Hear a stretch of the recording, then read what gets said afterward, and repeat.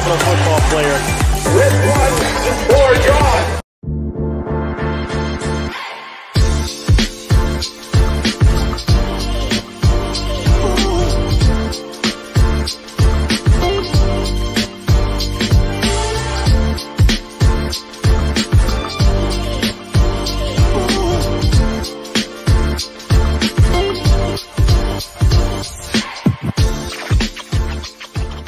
Hi everybody, welcome back to Nuggets Europe, presented by NBA 2K21, out over here, November the 19th, PS5, Xbox Series X. You can see we're delighted to be joined today by, well, a stalwart now of Nuggets broadcasting in the US and overseas, Katy Winge from Altitude Sports. Katy, it's a pleasure to have you on. Welcome. Thank you so much for having me. I'm so excited to hop over the pond. And am I like international now? Can I say that? Can I say I'm an international broadcaster? Well, this is the thing. Like we're really lucky, and it happened over here a lot, especially in the bubble where we got a lot of altitude coverage. So yeah, like I mean, all the guys that are on our show and a lot of people that watch it, like yeah, of course, like you, Vic, and just the rest of the team are like almost household names now for Nuggets fans at least over here. So it's all good. Cool. That's good to know. So when I am able to come and visit again, I'll have some people to stay with and areas that I'll need to go and check out, from Ireland to Serbia to all over Europe. So at least I've got that in my back pocket too. I have to get to Serbia as well, so we will definitely try and do like a joint altitude Euro trip. Perfect. I don't know what's going to happen, but I'll let you know. Obviously, welcome in, of course. It's just past the off season now.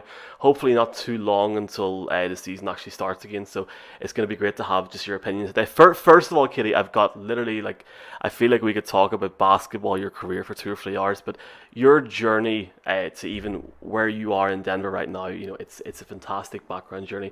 Just for maybe people watching this over here, especially maybe non-Nuggets fans that watch this, for just general NBA fans, how did you end up, broadcasting in Denver? What's been your journey to this point? Yeah, I'll try and give you kind of a condensed version or quickly walk you through my steps. But I played basketball my entire life, and so I wanted to be a basketball player first and foremost. And that started really in middle school, was when I set my sights on getting a college scholarship. Was able to accomplish that goal, play Division I college basketball at Illinois State University. Go Redbirds. Have to plug that whenever I can. And then from there, when I was playing, I started thinking about what I wanted to do post being a basketball player. And I knew that I still wanted to keep the game in my life. It just had given me so much as a person in terms of confidence, guidance as to, you know, rights and wrongs and how to be a leader, how to be a good person, that type of thing. And so I've just always recognized the power of sport from a very small level to a very broad level, I think. And I wanted to keep that close to me in whatever way I could. And so when I started having stories be done on me and on my team, I started thinking, man, I could be the one asking these questions. I could be the one on the other side and be learning the whys behind why so many of these athletes play and why they care about their sport and what it's done for them. So I got in the broadcast journalism program at Illinois State and loved it.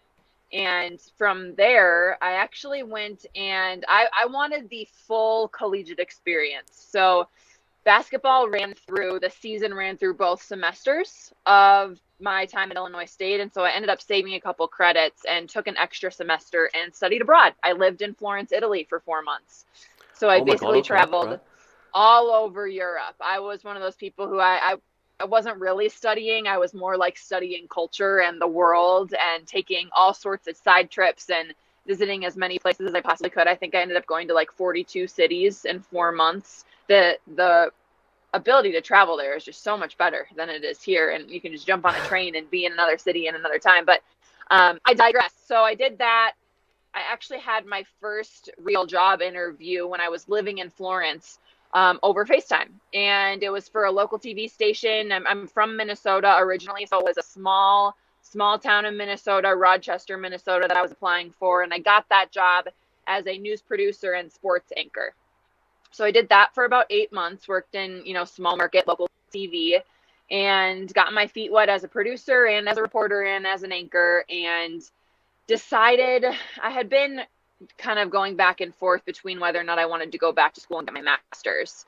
And I found out that I got into the sports journalism master's program at Northwestern in Chicago, and it was pretty much an offer I couldn't say no to. That school is very, very well known. It has the best reputation. I feel like anytime you turn on ESPN, you'll see Medill alums up there. So I really wanted to build those connections and learn from some of the best in the business. And so I went there for a year, got my master's in sports journalism. And then right from there, I actually got a job with the Denver Nuggets. So I started in arena and had my own show there called Courtside Countdown in what was known as the Pepsi Center, is now Ball Arena. Yes. And yeah. It's going to take a long time, Katy, to get used to. I know. But if you're going to play basketball at an arena, Ball Arena is a pretty good name for it. I'm not going to lie to you. So I did that for a year, a season, and that was like my baby. I loved Courtside Countdown. I produced everything. I was the reporter for everything, and then I hosted it during warm-ups and then at halftime as well. So that was where I really got to know the team. I got to be a part of the NBA, and I had really amazing creative control and got to show off some of my basketball IQ and some of my personality, and it was so much fun. And so Altitude actually saw me working that show. Some people moved around there and they had an opening, and I ended up getting that job. So I've been with Altitude now for 2 full seasons, approaching my 3rd. And I have absolutely fallen in love with Denver and the city of Denver and Nuggets Nation and this team. And I can't imagine being in a better place. So there's kind of the stepping stones to how I've gotten to this point. I had no idea you were in Italy. That's fantastic. And Florence is an unbelievable city as well. Like, we could do a whole nother podcast on Europe and the cities and how much I love your guys' area. It just, I'm obsessed. Can't wait to go back. Let's wait and see if we get like maybe a Paris game or a game in London or something after all this is over. Who knows what could happen. I pray, because like this year has been a letdown in that sense. Obviously, you've such a like for somebody still so young, you've such a distinguished background there in terms of education and media and stuff. Do you still play basketball as well, or do you? So I try to. When the NBA season was normal, if you will, it was harder to join leagues because basketball leagues usually happen in winter here, and you're in a gym in the wintertime. And so I couldn't commit to anything with that. And now I feel like everything's just so sporadic and I have no idea what my schedule's going to be like. So I live right by a park with a hoop, and I have a ball that I'll go and just like get up some shots every once in a while. I'll play pickup every now and again, but I haven't played in a really long time. I miss it like crazy. I feel like every time I'm in an open gym or an empty gym, it eats at me. I have to get my hands on a basketball and get out there and get some shots up. I mean, I'm sure a lot of you guys have probably seen videos of me like shooting in heels before games. Yes. And that's like, I can't stop it. I just have to do it when it's available and it's open. I got to make some shots. So I try to as much as I can, but there also, I think, is a work-life balance as well. Like sometimes I'm like, I covered such a good game. I need some time away from it. And that's when I like head to the mountains here in Colorado. Yes, and I've seen that as well on your Instagram, which is down below here as well. Yeah, there's loads of great stories as well. Because for somebody that only really goes to Colorado maybe as a holiday for sport, it's great to see different parts of it. Yeah, even just talking about your media side, I went over with a couple of friends that aren't really, hardcore NBA fans, and the one thing that they said in 2018, I think it was, when we were over, was, man, the coverage in the Pepsi Center then was fantastic. That in-game coverage, it's so different to something that we see over here. So you almost felt like you were more part of it and just the stuff that was going on. So it was great to see you obviously go from there to Altitude, and then obviously being I think the first female Colorado, or the first female commentator / analyst in Altitude's history. The year after, you can see obviously the tweet that's pinned on your profile from Doris, etc. That must have been an incredible moment, and really only the start, Katy, one could expect now. Well, thank you so much for your kind words, first of all. I've been very fortunate to have a lot of people pave the way for me and give me guidance and advice, and I could list 100 names right now, especially of women who have helped me kind of find my voice and believe in me in a way that, if they can do it, I can do it. And they've set me up for success. So grateful to all of those women, Doris being one of them. That video that's pinned to my Twitter, though, I was so shocked. They told me Yes. that I was, first of all, I didn't even know when they gave me the analyst title. I had no idea that I was the first female analyst in Denver Nuggets franchise history. I had no clue. And so I was already so humbled and honored to have that title. And then our first game of the season, they surprised me on air with that video. And one of my colleagues, I think it was Chris Dempsey or Vic Lombardi, had said, "We have a little something to show you. A few people want to speak to you about this accomplishment." And they rolled the video, and I remember coming back on camera and just being in awe. I was like fighting back tears. That was the first time that it felt real to me, hearing those people say, you know, "Congratulations, we know you're going to be great." And Jenny Kavnar was the other one who was the first female Yep. play-by-play to call Rockies here in Colorado. And she's been a wonderful mentor for me as well, and someone that I can turn to just that's close to home. And Doris is Doris. I mean, she's the GOAT. People love her and adore her, and she's so well respected in this industry and just has been such a trailblazer. And so to have her say those words to me was unbelievable. And Doris is someone, anytime she's covering a Nuggets game, we'll have conversations and catch up. And she just is a wonderful, wonderful human being as well. So it was a moment that I will truly never forget. And it, to me, you get the title and they tell you these things, but the moment that you hear some of your peers or people of that nature that are so important to you and have been role models for you say those words back to you, it was like, wow, this is real. This is happening. And it was just a surreal moment for me to recognize all the hard work that I had put in up until this point, and all of the ups and downs of navigating your way through this crazy sports media world coming to, you know, this point. It was remarkable. It was remarkable. And I'm so grateful to my altitude staff for throwing that together and giving me that sort of opportunity. Thanks, congratulations, all of the above. I look forward to, obviously, congratulations as well, and I always look forward to seeing or hearing your commentary next year, hopefully in the finals or something, or even on after. Who knows is going to happen? Obviously, Thank it's you. great, Yeah. and it's great to see, you know, because I mean, it's just fantastic to watch as well. I'll even move away and go on to the Nuggets now. Obviously, I'm not going to lie here, right? We started the Serbian show not for a laugh, but for a bit of fun, like 3 or 4 months ago, and it's turned into this like, I don't want to say phenomenon in Serbia, but it's got like crazy. And I had to ask this, like, what's Nikola like whenever you're interviewing him? When he is working here in the United States and he is, you know, available to the media and we're talking with him, and I usually travel with the team, so I'm around them all the time. He is one of the most genuinely authentic human beings I have ever crossed paths with. And what you see is exactly who Nikola Jokic is. The way he answers questions, the way he is thoughtful, and the way he converses with people, his goofball nature of just kind of like flailing around, dancing and being goofy during warm-ups and all of those things. You see such funny clips of him. All of those little pieces are such unique parts of his personality. And I feel so fortunate to cover him as a basketball player because of how unique he is and his skill set. And he's so fun to watch, and you never know what you're going to get. And he makes everybody around him better. But as a human, he is so much fun to interact with, and his basketball IQ is through the roof. And so asking him basketball questions, I mean, I could ask him questions all day long and just get a feel. What were you thinking here?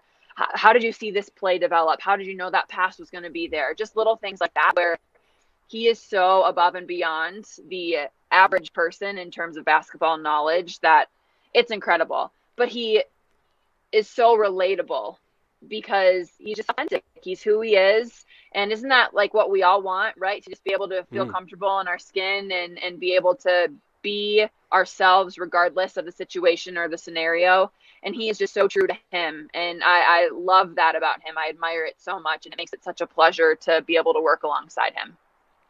Yeah, it's awesome, and just to see his rise, I guess, as well, is just class. And our guy, who's I guess the main presenter on our Serbian show, Miroslav, is from Belgrade, and he took like a pilgrimage a few weeks ago to go to Sombor, and some of the stories he told us just from his upbringing. I think he was playing on like a senior team when he was like 15 years of age. Just I so believe many it, yeah. small, yeah. It's incredible. I'll try and link it up to you later on, but it's just amazing. Staying on, obviously Jokic and the guys and stuff. The bubble situation, Katie. We were all in the same lifestyle in like April, May time when everybody was locked down. And like, I was saying on the Broncos show, I said it publicly, I don't think the NFL is going to come back this year. And I'll be amazed if the NBA find a way to do it. And they did. I thought it was incredible. And the bubble was just something else. And it was, to be quite frank, enjoyable. I got to sit in the crowd, like the virtual crowd, on the albeit the final game, which was sad, but it was still amazing. How did you find the bubble? Obviously a very different experience for you. You're straight off, your work, and then you're going on to like pressers via Zoom and stuff. Do you wish you were in Orlando, maybe sitting in a bubble for 3 months, or do you think it would have drove you crazy, or how did you find it? It's so funny that you asked that, because now being on the other side of it and knowing how the Nuggets did, of course I wish I would have been in the bubble. Like, of course I wish I would have been there for that run. I can't imagine being there for 3 months though. Like, what the players, the coaching staff, our videographer Taylor Vincic was there for all 3 months, and to be away from family and friends for that long, what a sacrifice. And I know there's people out there that will say, well, they're making millions of dollars and this is their job and all of that. But I mean, I wouldn't wish that experience upon anyone. And they made the best of it. And you can tell the Nuggets are a family of their own, just based on how they came together and their bond that they have both on and off the court. And what a relief to have a support system like that and to get along with each other in the way that they do. But overall, I mean, I can't say enough good things about the way that the bubble ended up working out. To have 0 positive tests is just the most impressive feat in itself.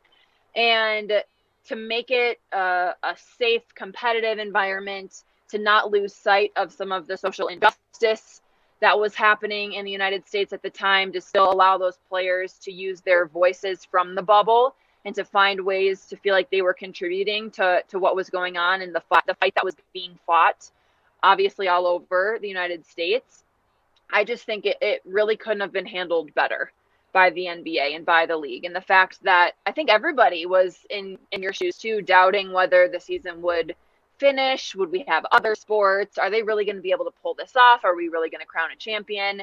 All of those questions were running through all of our heads. I think it was just like collectively holding our breath while this was all going on. But I think having the virtual fans was phenomenal, allowing these guys to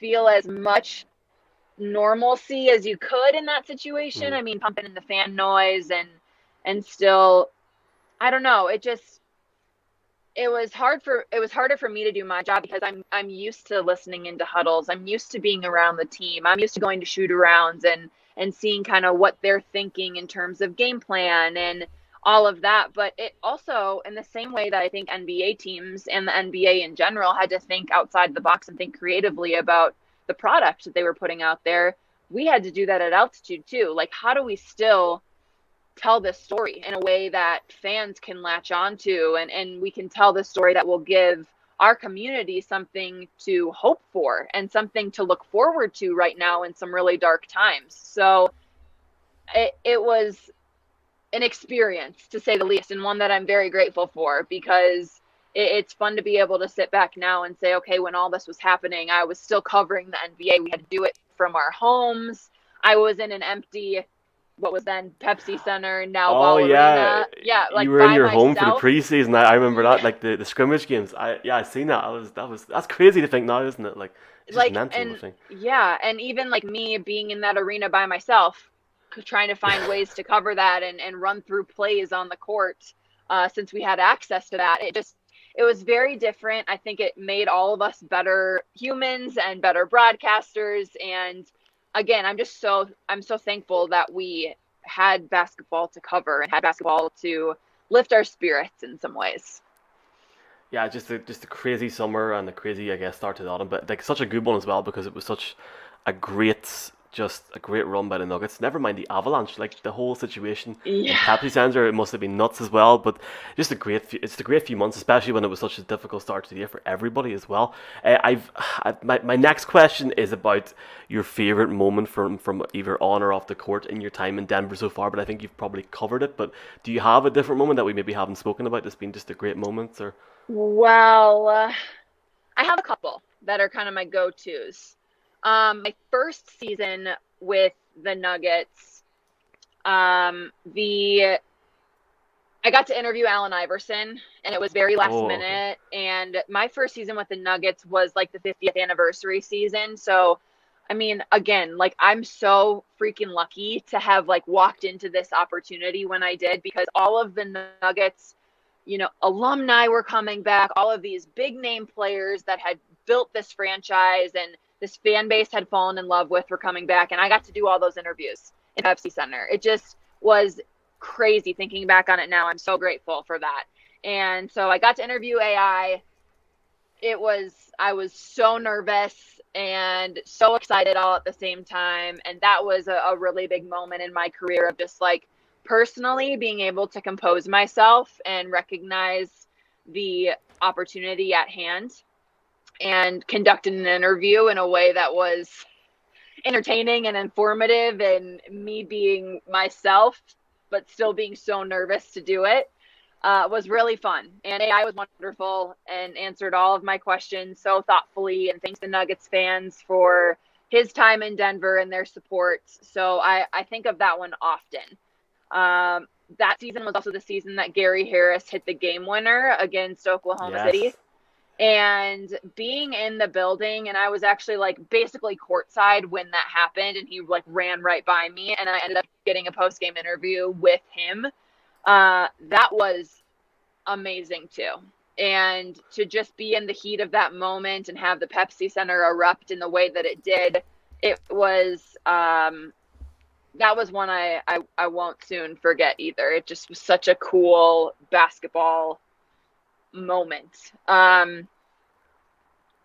Obviously, personally, the tweeted video that you mentioned, the one that's pinned, that was, I mean, a very moving experience for me, a very reflective experience for me. Anything Nikola Jokic does that's historic, he makes it seem so nonchalant, but I feel like the list goes on and on of things that I've been able to witness that he's done in his passes. And I mean, the highlight reel of him is just incredible. From this past season, I would say just observing when Jamal had that game against Utah and had that emotional post-game interview, that was something that was just, I don't know if I can put it into words. Knowing Jamal for 3 years now and watching him grow as a basketball player, but also as a human being, and watching him mature and find his voice, that was the pinnacle of that for me. To know Jamal in the way that I do, and to have seen him basically grow up before our eyes and perform like that, and use that platform for something much bigger than himself. Incredible. And I can't speak highly enough of Jamal in that situation. I also will say this. The dunk that didn't count against Milwaukee at home will forever be ingrained in my brain as one of the greatest dunks that have ever happened in Denver Nuggets history. So I will always go back to that as well. There's the promo for the show. I think you've literally summed that up there. I have got a couple of more questions left, but I think you've summed that up there. Like, you're talking about your first year, 2018, the 50th season year, and just the progress. I think not even Jamal, but the whole team, the progress from there to now. We were at the game against OKC in December 2018, and I think we went over the year after, and that for us that was a huge deal, like a big game. I think it was a Thursday night game, and just that whole buzz around that season, that 50th year, was just unreal. And I guess now this is like the penultimate question is from Miroslav. Obviously, forgetting when the season starts, but if you were Michael Malone, what would be your opening night starting five for the Nuggets? That's a tough question because there's a lot of decisions that have to be made about this roster. Yes, I agree also. There's a lot of kind of up in the air in contracts, and it's all going to be smushed into about a 2-month period here. Like, it's going to happen quick. Jamal, obviously. Nikola Jokic, obviously. Jeremy Grant. Michael Porter Jr. Oh, Probably Gary Harris. I hope Gary Harris. I would love that starting lineup, to be honest with you. I've Yeah. got the MPJ jersey behind this year, trying to rep before it gets really expensive and really popular. I dig So it. please God that happens. Just Yeah. finally, Katie, obviously we massively appreciate your time. Hell of a year for this team. Still doubted on from national media, from international media as well, who won't show certain games. Not going to name the channel, but over here.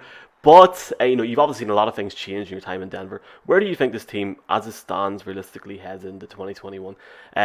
What's the realistic target for you this coming season? Well, I think that this team now is going to head into this new season very much believing in championship aspirations. I think the expectation is Western Conference Finals, at least, again. And look, the West is only going to get tougher.